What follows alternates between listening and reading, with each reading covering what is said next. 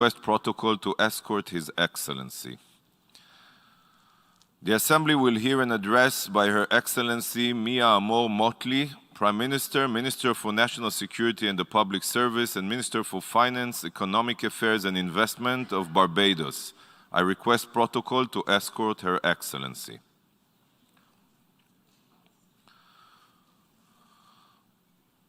I have great pleasure in welcoming Her Excellency Mia Amor Mottley, Prime Minister, Minister of National Security and the Public Service, and Minister for Finance, Economic Affairs and Investment of Barbados.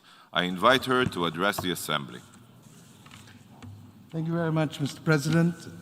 I would like, first of all, to congratulate you on your election to this Honorable Assembly as its President. And as I do so, I want to, at the outset, thank the courageous leadership and commitment in very difficult times of our Secretary General, Antonio Guterres, and the Deputy Secretary General, Amina Mohammed. This year, we come again, and the battles continue. Indeed, they've been enhanced. What we have seen over the course of the summer and what we have seen over the course of this year, with the war in Ukraine and the concomitant consequences to ordinary people all over the globe with respect to inflation, with respect to scarcity of supply of goods, with respect simply to hardship. Access to food continues regrettably to be the environment within which we live. I had hoped that we would have seen improvement. But I'm now convinced more than ever that there comes a time when we must heed a certain call, as was said when others before us, when I was a student, sought to fight the great famine in Africa and came together as one world to make that definable difference. Last year, I asked us to do the same. And maybe it is, in the words of Jimmy Cliff, that we have to keep trying and trying and trying, but the world must stand up if our citizens are to live a better life. I say so today because it is easy to come only and complain, but the truth is that it is within our power to be able to make that difference and that definable change.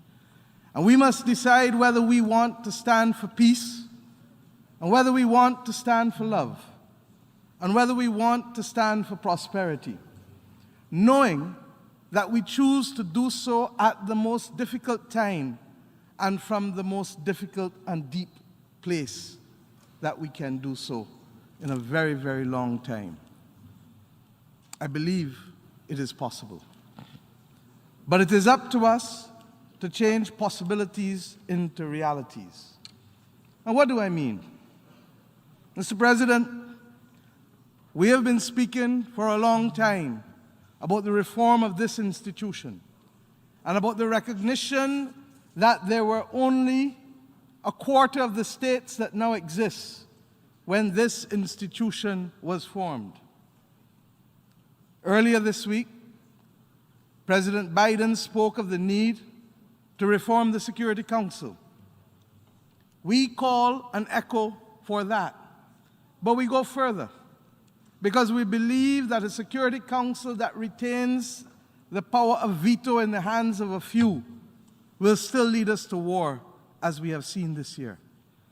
And therefore, the reform must not simply be in its composition, but also be in the removal of that veto. We also believe that the recognition of the G7 countries and the G20 countries as the informal subcommittee of governance of this world, if it is to be fair, must recognize that no longer can we accept that persons call year after year after year for the inclusion of the people of Africa and African descent to be included in the G7 and G20. For how can a world have at its core a subcommittee that excludes more than 1.4, 1.5 billion people of the world and expect it to reflect fairness and transparency in its decision-making? We ask that the determination be made by those countries who must understand that if we are to move from possibilities to realities, we must embrace a transparent framework that allows our people who are losing faith in their institutions and in the governance of this world to understand that fairness means something. That fairness means the ability for all to have a voice. And that we can't only speak to it within the corridors of democracy within the nation state, but it will only mean something when it also is reflected in our international community. And if I perhaps have one simple theme today, it is that that fairness and that togetherness is what is needed to bring about peace, love, and prosperity in this world. And no, this is not romanticism. These are hard realities that simply require decisions. And that is why I use that language from that great anthem, We Are the World. That there comes a time when we heed a certain call, when the world must come together as one. Yes, regrettably, there are too many people dying in conflict as a result of the economic crisis.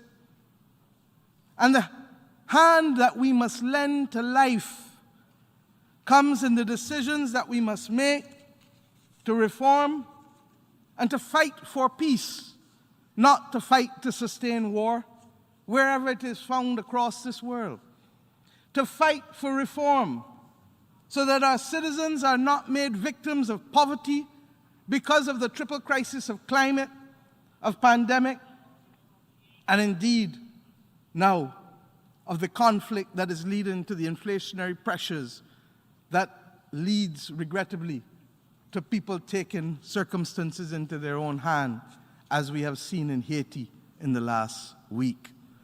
Any attempt to increase fuel prices any part of the world by 150% would have been met with great consternation and anger by populations on fixed income.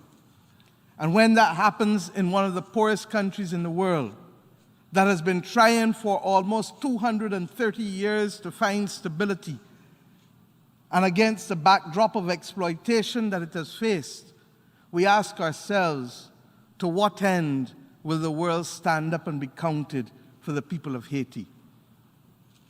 Similarly, we ask for the same transparency to occur with respect to the removal of the blockade against the people of Cuba.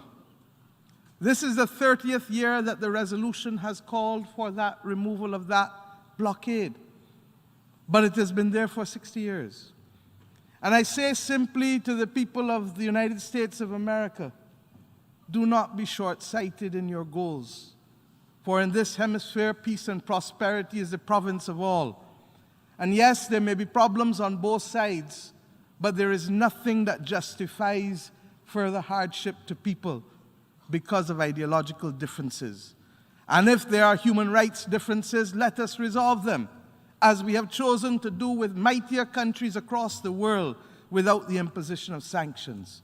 Fairness and transparency demand it of us. But I also want to talk to you about other solutions that we believe can alter our condition without imposing burdens of taxation, unreasonably so, on the populations of the world. We live in a world, as I said last year, where the disparity in income is too great. And we live in a world where some are even benefiting from the crises disproportionately and egregiously. And we must ask ourselves, therefore, whether the time has not come for a review of the settlement of the Bretton Woods institutions that no longer serve the purpose in the 21st century that they served in the 20th century, that they served when they were catering to a quarter of the nation states that are now members of this august institution. We ask ourselves whether the time has not come for our voices to act collectively to demand that through the boards of directors of the respective institutions. And why do I say so? The International Bank for Reconstruction and Development is really what the World Bank is. And maybe if we referred to that continuously, we would remind ourselves that the purpose of reconstruction and development must be appropriate to the century in which we live. And the century in which we live does not only demand of us the eradication of poverty, which remains a noble goal, but it demands of us equally the protection of global public goods. All of us in here have suffered as a result of the weakest of us being unable to rise to the occasion for the protection of public health. All of us in here now know what it is to be on the front line of the climate crisis. Years ago, we spoke about small island developing states on the front line because we were the canaries in the mine. Today, we speak of all countries. And this hot, hot summer, with wildfires from California, to heat waves in North America and Europe, to waterways in Europe being prohibited from the ability of vessels to traverse it, to floods in China, and above all else, the apocalyptic floods in Pakistan, for which our heart goes out to the people of that country. It simply cannot continue.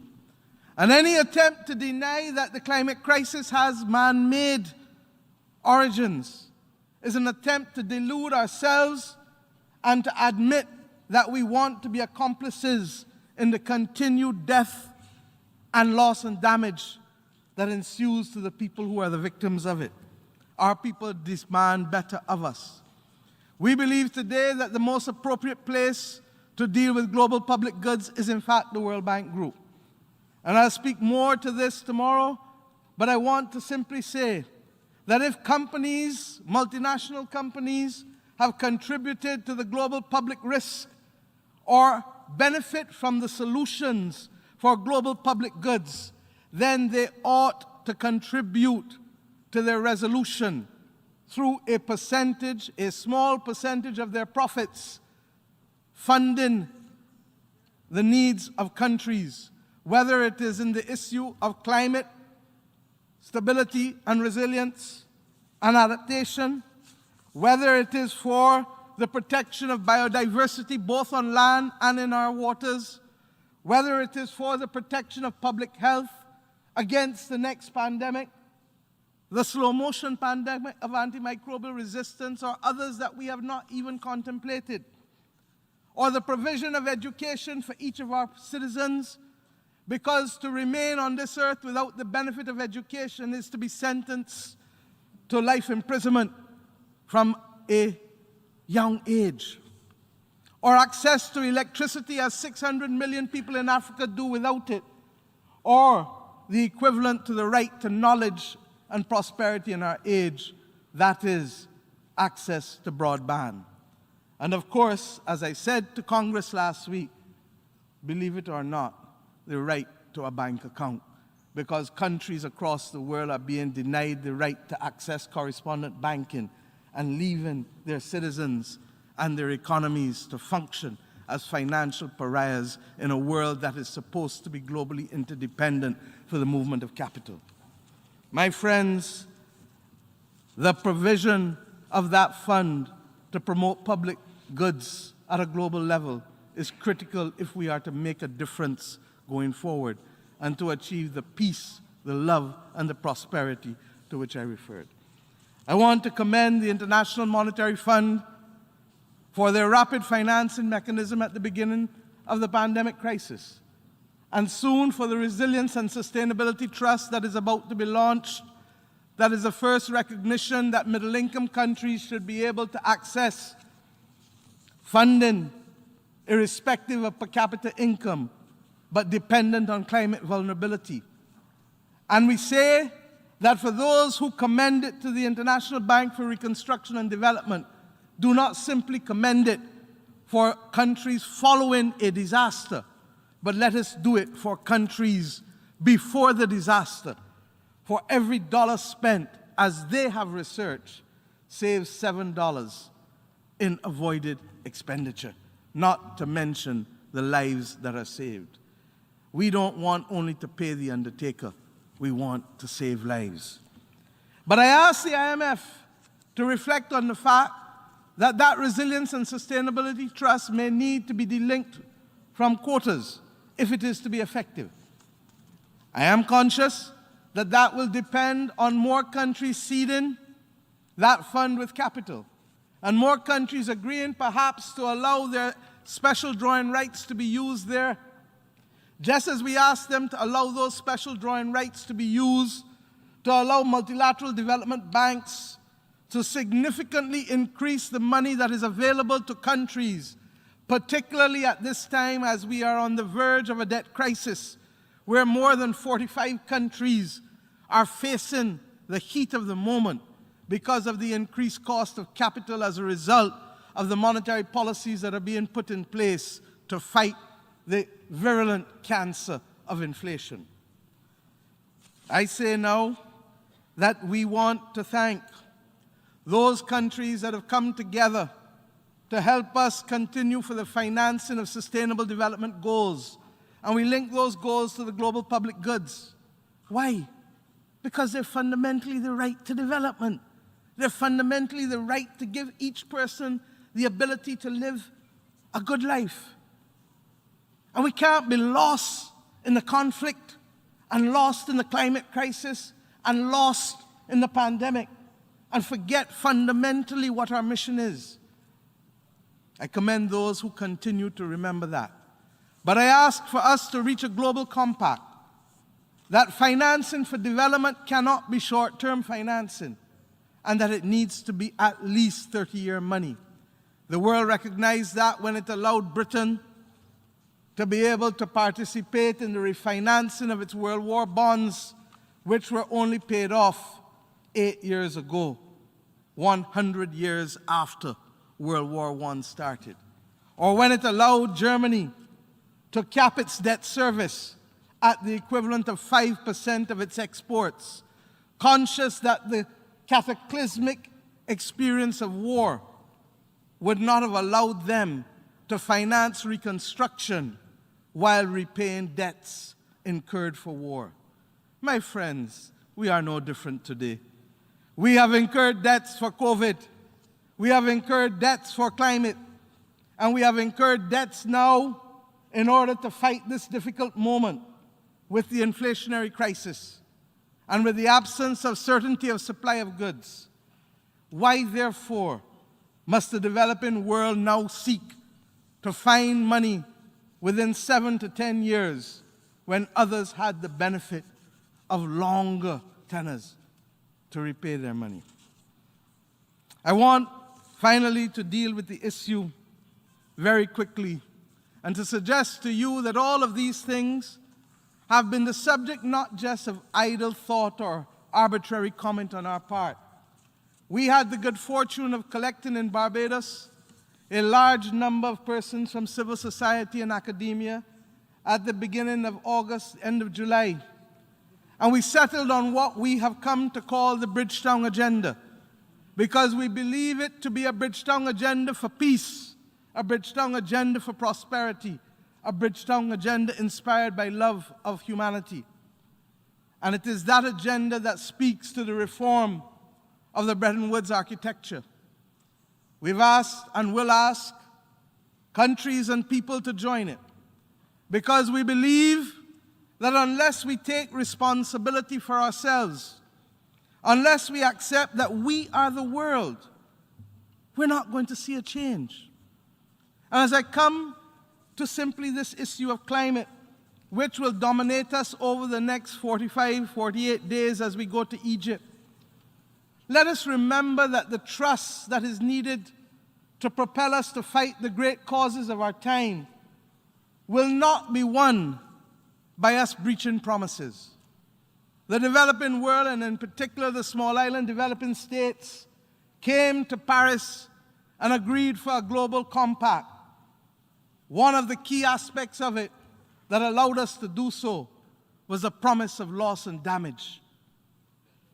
Today, the people of Guadeloupe and Puerto Rico, and yesterday Turks and Caicos, and little do we know what will happen with Bermuda, face the difficulty of disruption by Hurricane Fiona. Today, this morning, I received news about difficulties for our own natural gas supply in my own country, and I suspect others in this part of the world, because of the facilities, the installations that have been affected out of Puerto Rico for access to natural gas. This comes at a time when access to that commodity has already been affected by the war in Ukraine and the decision by Russia to cease supply to Europe. When we match this with the reality that we have not planned in granular form how we will have the capacity to meet the commitments that we have made for net zero, and I'm a big defender of net zero, as you know, then I see trouble ahead of us, and we must pause and get it right. Our small states are making commitments that the world wants to hear. But when those commitments are undermined by the inability to supply the electric cars or the batteries necessary to sustain renewable energy, then we know we have a problem. And that is why natural gas has been viewed as a bridge to clean energy. But when the access to natural gas itself is also affected, you better understand why emerging market countries in the Caribbean and in Africa, in the Caribbean including my own, have determined that we cannot abandon access to our own natural gas resources until we are assured that we have the capacity to sustain our populations. This is where the rubber meets the ground. And I ask us today to recognize that those commitments on loss and damage and that granular detail that matches commitment to capacity are absolutely critical if we are to make serious progress in saving our world. And we know that our world needs to be saved. My friends, I want to salute Denmark for its commitment on Tuesday to be able to propose $13 million to a loss and damage fund, for it represents the first acknowledgement by a North Atlantic country that there is a justifiable need and justice in the demand for this loss and damage claim. And I ask us to recommit ourselves in the big matters, but recognize that if we don't speak truth to our population, and if we don't explain and have the mature conversations rather than to rely on the headlines and the sound bites, we will find a disconnect between those who are governed and those who are governing. And therefore, let us to the task move with dispatch, not for sound bites, but for difficult conversations to secure the peace of this world, to secure the prosperity of our people, and to underpin it with a love for humanity, which is what the original purpose of this organization was formed to do. And in the words of that song again, let us lend a hand to life, for it is the greatest gift of all. And we can't pretend day by day that someone somewhere else is going to make that change. This is our family, this is our world, and this is our time to make that defining difference. And many of the things that I've put before us today don't require money, but they require a commitment, and they require political will. And with the power of the pen, we can impose natural disaster and pandemic clauses in our debt. With the power of the pen, we can change the capital that is available to multilateral development banks that will remove the barriers that currently exist for us to fight poverty. With those commitments, we can make a difference in today's world. And let us do so recognizing that a world that reflects an imperialistic order and hypocrisy and lack of transparency will not achieve that mission, but one that gives us freedom, transparency, and a level playing field will make that definable difference. Thank you very much.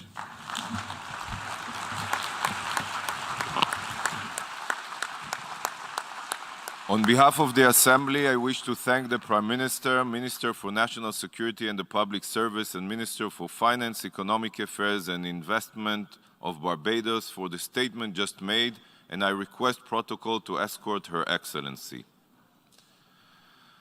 We have heard the last speaker for this meeting. The 9th plenary meeting to continue with the general debate will begin at 3 p.m. The meeting is adjourned.